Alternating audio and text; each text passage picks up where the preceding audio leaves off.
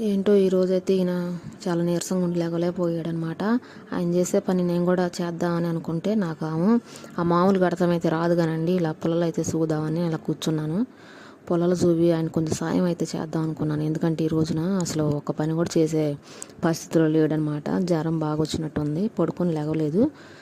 అయితే ఈ పని అయితే చేస్తే త్వరగా మామ అయితే రెడీ అయిపోయింది, చేపలు పట్టుకోవచ్చు కదా అని చెప్పి నేను ఖాళీగా ఉండకుండా ఇంట్లో పని అయిన కాంచి ఈ పని అయితే స్టార్ట్ చేశాను.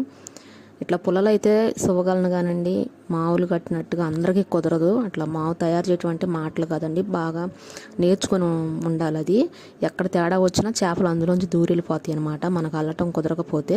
నేను అందుకని అక్కడికి వెళ్ళి చూసి వెనక్కి వచ్చేసి ఆ పుల్లలు అయితే చూవానమాట. మా ఆయనకి కొంచెం హెల్ప్ చేద్దామని అనిపించింది నాకు.